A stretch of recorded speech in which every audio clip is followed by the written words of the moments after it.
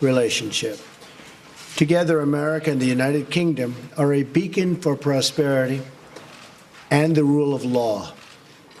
That is why the United States respects the sovereignty of the British people and their right of self-determination. A free and independent Britain is a blessing to the world, and our relationship has never been stronger.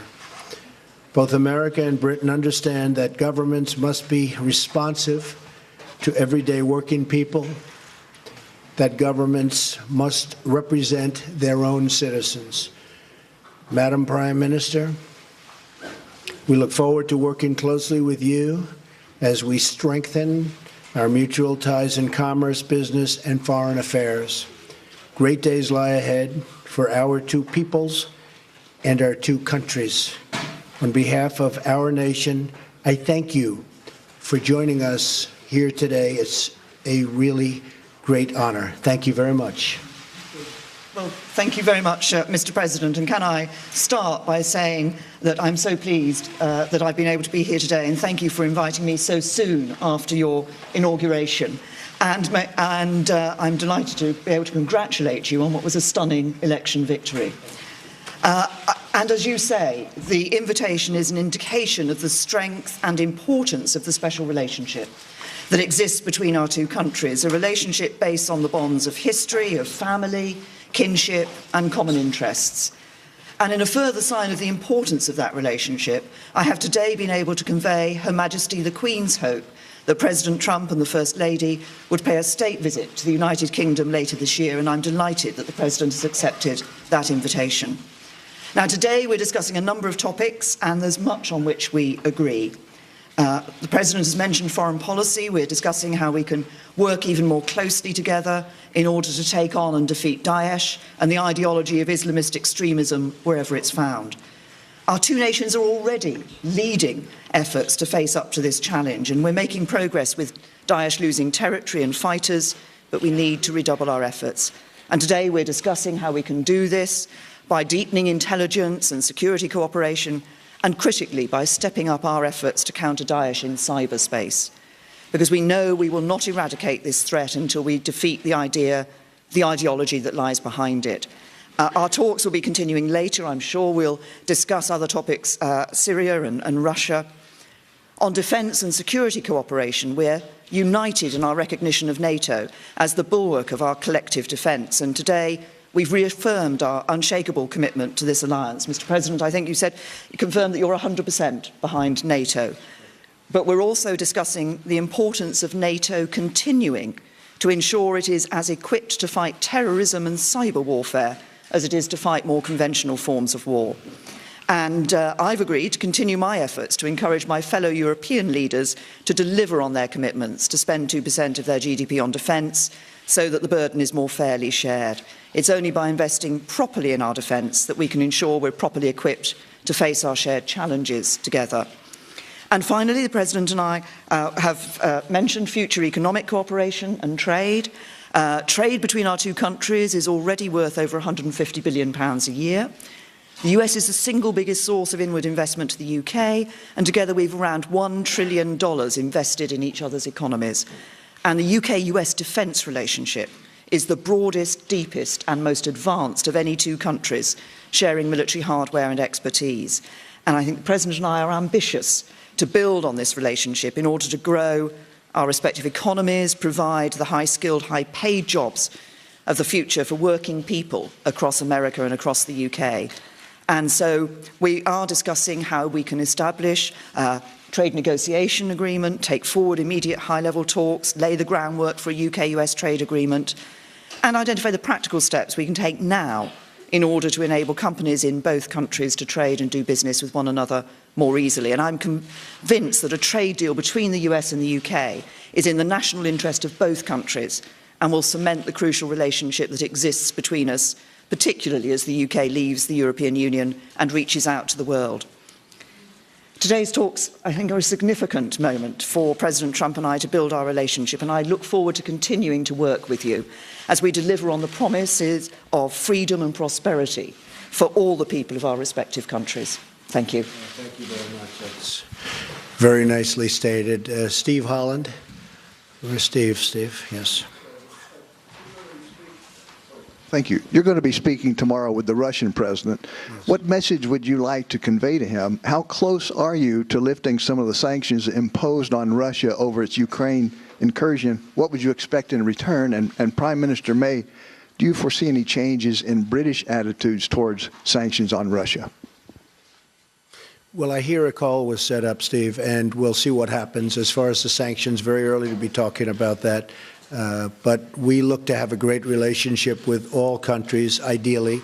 That won't necessarily happen. Unfortunately, probably won't happen with many countries. But if we can have, as we do with Prime Minister May and the relationship that we've all developed, and even in the short relationship that we've just developed just by being with each other, we can have lunch, and we've really had some very interesting talks and very productive talks.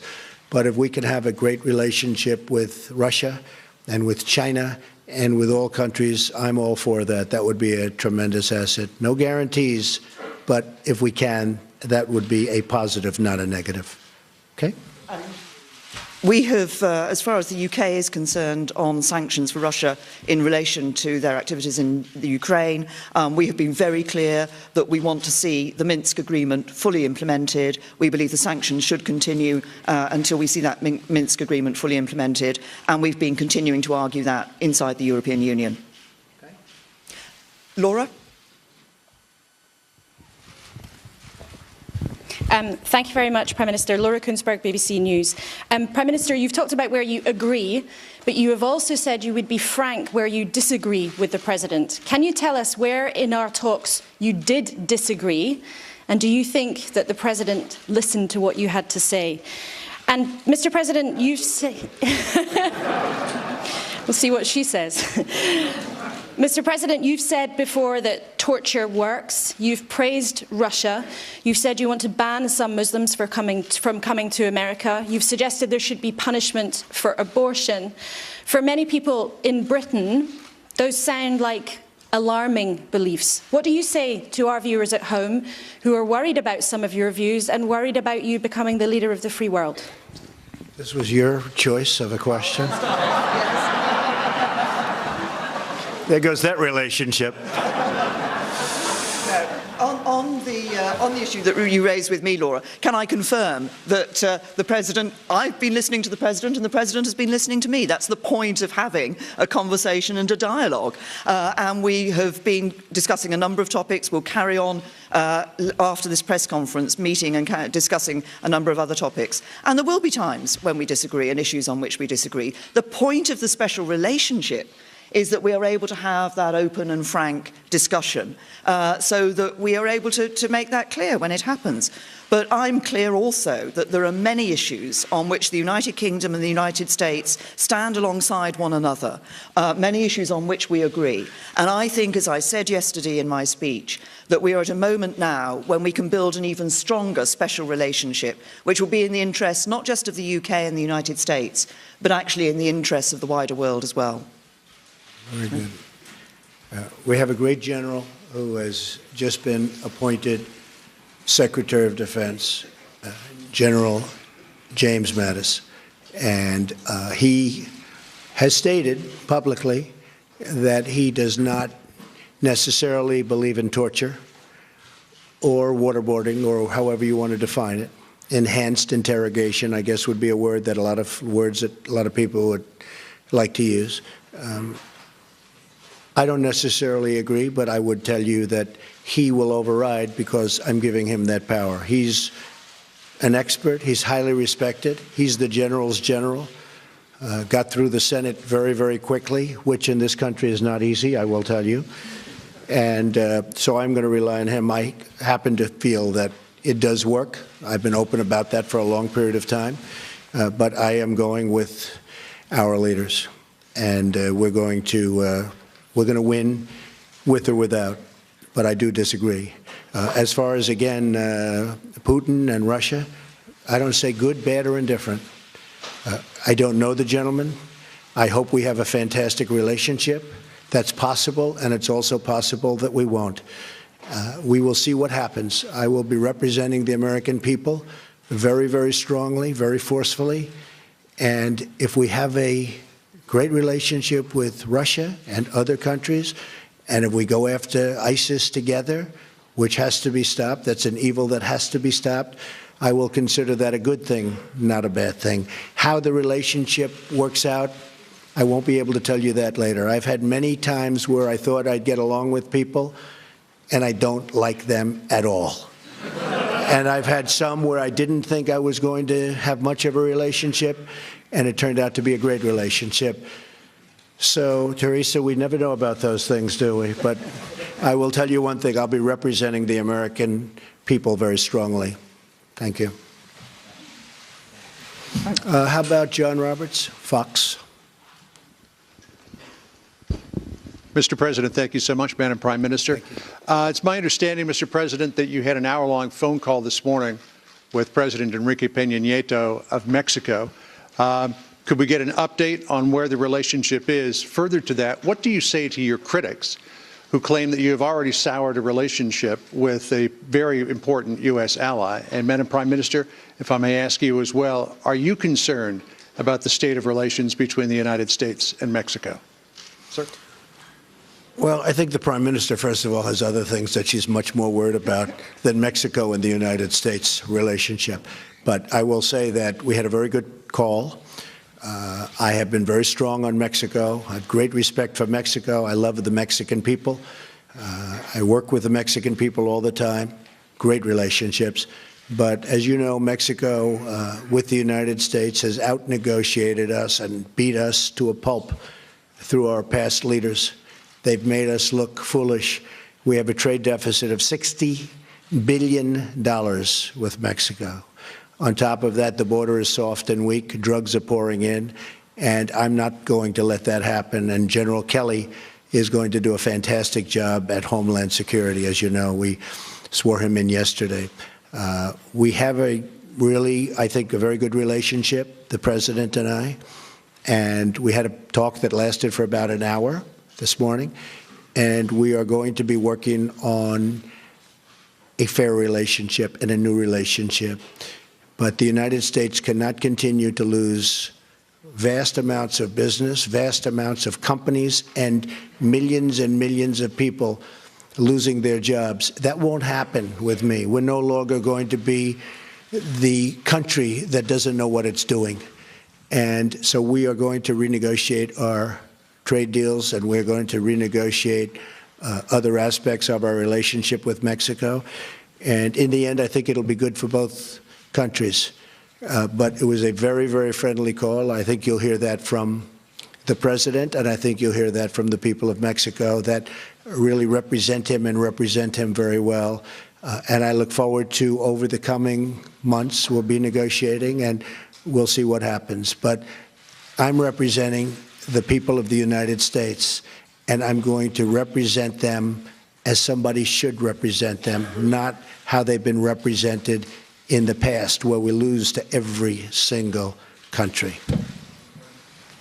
As the President himself has said, the relationship of the United States with Mexico is a matter for the United States and Mexico. Tom. Mr. President, you said you'd help us with a Brexit trade deal. You said you'd help us with a Brexit trade deal. You said you'd stand by us with NATO. But how can the British Prime Minister believe you? Because you have been known in the past to change your position on things. And also, Mayor, as a question to both of you, people are fascinated to know how you're going to get on with each other. You're so different. The hard-working daughter of a vicar, the brash TV extrovert. Have you found anything in common personally yet? Actually, I'm not as brash as you might think. And I can tell you that I think we're going to get along very well. You know, it's interesting because I am a people person. I think you are also, Theresa. And I can often tell how I get along with somebody very early, and I believe we're going to have a fantastic relationship. Brexit, and I really don't change my position very much. If you go back and you look, my position on trade has been solid for many, many years, since I was a very young person, talking about how we were getting ripped off by the rest of the world. And I never knew I'd be in this position where we can actually do something about it. But we will be talking to your folks about Brexit. Brexit was an example of what was to come. And I happened to be in Scotland at Turnberry cutting a ribbon when Brexit happened, and we had a vast amount of press there. And I said, Brexit, this was the day before, you probably remember, I said, Brexit is going to happen. And I was scorned in the press for making that prediction.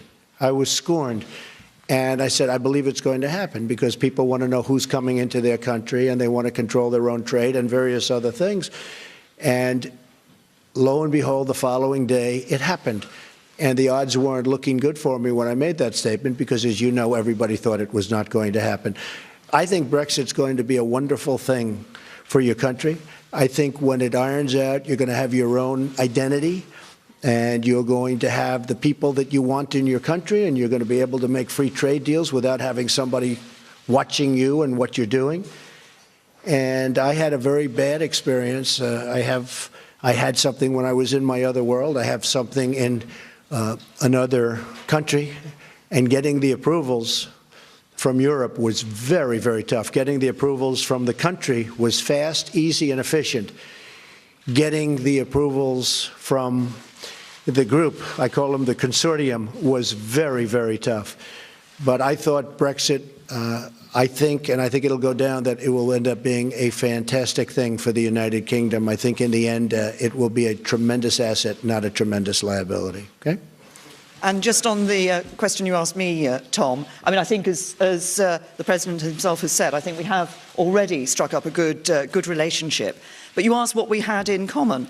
I think if you look at the approach that we're both taking, I think one of the things we have in common is that we want to put the interests of ordinary working people right up there, centre stage.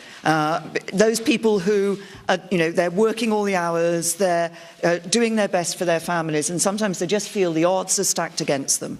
And it's that interest in ensuring that what we do, that the economies, our economies and our governments actually work for ordinary working people, work for everyone in our countries. I think we both share that. Thank you very much. Thank you. Thank you very much, everybody. There is the conclusion of the press conference with President Donald Trump and the Prime Minister of the UK, Theresa May, who is the first foreign head of state to meet Mr. Trump. It's not exactly a state visit, but it is their first official